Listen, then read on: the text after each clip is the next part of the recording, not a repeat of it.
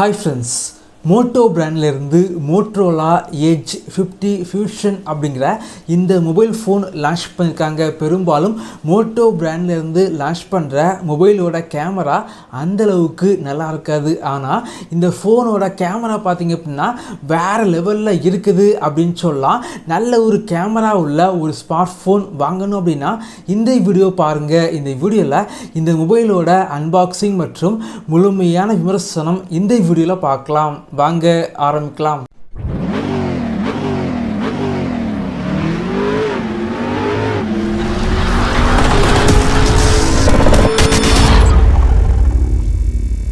இந்த ஸ்மார்ட் ஃபோனோட பாக்ஸ் பொறுத்த வரைக்கும் ரொம்பவே சிம்பிளாக இருக்குது.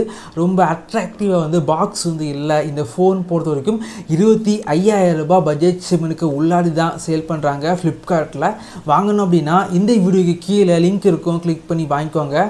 பாக்ஸ் ஓப்பன் பண்ணால் உள்ளாடி மொபைல் ஃபோன் வச்சுருக்காங்க. அதுக்கப்புறமா TPU case, SIM ejector pin, user manual, 68 watts fast charger மற்றும் டைப் சி சார்ஜிங் கேபிள் பாக்ஸுக்குள்ளாடி இருக்குது.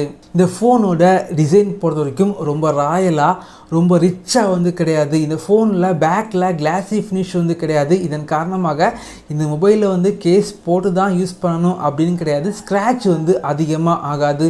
கிளாஸி ஃபினிஷ் கிடையாது. இதன் காரணமாக மொபைல் பார்த்திங்க அப்படின்னா கையில் வச்சு யூஸ் பண்ணுறதுக்கு நல்ல க்ரிப்பாக இருக்குது அப்படின்னு சொல்லலாம். 6.7 இன்ச்சஸில் POLED எண்ட்லெஸ் எட்ஜ் டிஸ்பிளே இந்த ஃபோனில் இருக்குது. கார்னிங் கொரில்லா கிளாஸ் 5 ப்ரொடக்ஷன் டிஸ்பிளேல கொடுத்துருக்காங்க. 144 ஹெர்ட்ஸ் ரிஃப்ரெஷ் ரேட் இருக்கனால இந்த மொபைலோட டிஸ்பிளே பார்த்திங்க அப்படின்னா இந்த பட்ஜெட் செக்மெண்ட்டுக்கு கொஞ்சம் பெட்டராக இருக்குது. இந்த ஃபோனில் Snapdragon 7S Gen 2 processor use பண்ணியிருக்காங்க. இது பொறுத்த வரைக்கும் கேமிங்க்கு வேறு லெவலில் இருக்கும் அப்படின்னு சொல்ல முடியாது. ஒரு ஆவரேஜான சிப்செட் அப்படின்னு சொல்லலாம். டேட்டியோட யூசேஜுக்கு நல்லா இருந்துச்சு. மல்டி டாஸ்கிங்கில் எந்த ஒரு இஷ்யூ எதுவுமே இல்லை.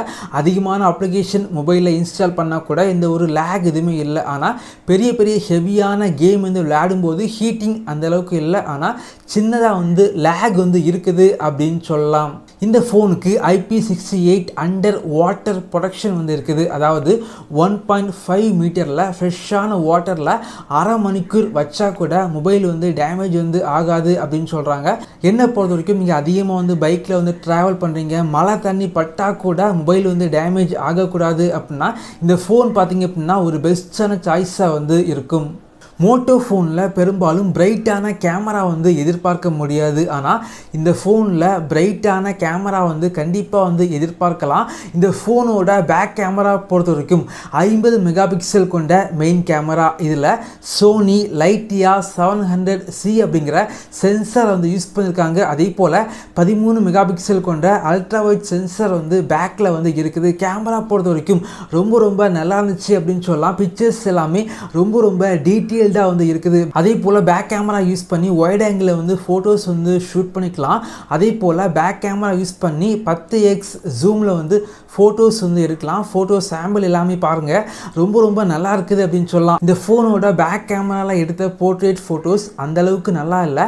ஆப்ஜெக்டை ஃபோக்கஸ் பண்ணி பேக்ரவுண்டை பிளர் பண்ணணும். ஆனால் பேக்ரவுண்டை சரியாக பிளர் பண்ணலை அப்படின்னு சொல்லலாம். பேக் கேமரா யூஸ் பண்ணி எடுத்த ஃபோட்டோஸ் பார்த்திங்க அப்படின்னா ரொம்ப நல்லா இருந்துச்சு அப்படின்னு சொல்லலாம். நல்ல டீட்டெயில்டான பிக்சராக இருக்குது. நல்ல பிரைட்டான நல்ல கலர்ஃபுல்லான ஃபோட்டோஸாக இருக்குது. நார்மலை விட ஃபோட்டோஸ் பார்த்திங்க அப்படின்னா கொஞ்சம் எக்ஸ்ட்ரா கலர்ஃபுல்லாக இருக்குது. நிறைய பேருக்கு பார்த்திங்க அப்படின்னா ரொம்ப கலர்ஃபுல்லாக இருக்கிறது பிடிக்காது. ஒரு சிலருக்கு பார்த்திங்க அப்படின்னா கலர்ஃபுல்லாக இருந்தால் ரொம்ப பிடிக்கும். அவங்களுக்கு பார்த்திங்க அப்படின்னா இந்த கேமரா பெர்ஃபெக்டாக செட் ஆகும் அப்படின்னு சொல்லலாம். குறிப்பாக சோசியல் மீடியாவில் அதிகமாக போஸ்ட் போடுறவங்களுக்கு இந்த கேமரா ரொம்பவே ஹெல்ப்ஃபுல்லாக இருக்கும். இந்த ஃபோனோட ஃப்ரண்ட் கேமரா பொறுத்த வரைக்கும் 32 மெகா பிக்சல் கேமரா இருக்குது.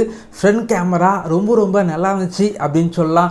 ஃப்ரண்ட் கேமரா மற்றும் பேக் கேமரா யூஸ் பண்ணி 4K வரைக்கும் வீடியோ உங்களால் ஷூட் பண்ணிக்க முடியும். இந்த ஃபோனில் ஒரே டைமில் ஃப்ரண்ட் கேமரா மற்றும் பேக் கேமரா யூஸ் பண்ணி வீடியோ உங்களால் ஷூட் பண்ணிக்க முடியும். அதே போல் இந்த ஃபோனில் எடுத்த ஸ்லோ மோஷன் வீடியோ பார்த்திங்க அப்படின்னா எனக்கு ரொம்பவே பிடிச்சிருக்கு. இந்த ஃபோனில் இன்டிஸ்பிளே ஃபிங்கர் பிரிண்ட் சென்சார் இருக்குது. இன்டிஸ்பிளே ஃபிங்கர் பிரிண்ட் சென்சார் ரொம்ப கீழே பாட்டமில் இருக்கனால யூஸ் பண்ணுறதுக்கு கொஞ்சம் காம்ப்ளிகேட்டடாக இருக்குது அப்படின்னு சொல்லலாம். அதே போல் இந்த மொபைலில் இதில் 5000 mAh உள்ள ஒரு பெரிய பேட்டரி வந்து யூஸ் பண்ணியிருக்காங்க. 68 வாட்ஸ் ஃபாஸ்ட் சார்ஜிங் சப்போர்ட் இருக்கனால ஃபாஸ்ட்டாக வந்து சார்ஜ் பண்ணிக்கலாம். அதாவது வெறும் 15 நிமிடங்கள் சார்ஜ் பண்ணாலே போதும் ஒரு நாள் யூஸுக்கு. இந்த ஃபோன் பொறுத்த வரைக்கும் ஹலோ யூஏல ஆண்ட்ராய்டு 14 வந்து ரன் ஆகுது. இந்த ஃபோனில் நீங்கள் 2 சிம் கார்டு வந்து போட்டுக்கலாம். 5G சப்போர்ட் வந்து இருக்குது. ரீசெண்ட் டைமில் 25,000 ரூபாய் பட்ஜெட் செக்மெண்ட்டில் லான்ச் பண்ண மொபைலில் பார்த்தீங்க அப்படின்னா இந்த ஃபோன் பார்த்தீங்க அப்படின்னா ஒரு பெஸ்ட்டான கேமரா ஃபோன் அப்படின்னு சொல்லலாம். கேமிங்க்கு பெருசாக செட் ஆகாது. ஆனால் இந்த ஃபோனோட டிஸ்பிளே மற்றும் கேமரா ரெண்டுமே பார்த்தீங்க அப்படின்னா இந்த ஃபோனில் இந்த பட்ஜெட் செக்மெண்ட்டுக்கு ரொம்பவே நல்லா இருக்குது. இதே போல் வீடியோஸ் நீங்கள் பார்க்கணும் அப்படின்னா நம்முடைய சேனலை சப்ஸ்கிரைப் பண்ணி உங்களுடைய சப்போர்ட்டை பண்ணுங்கள். Thank you friends. தேங்க்ஸ் ஃபார் வாட்சிங்.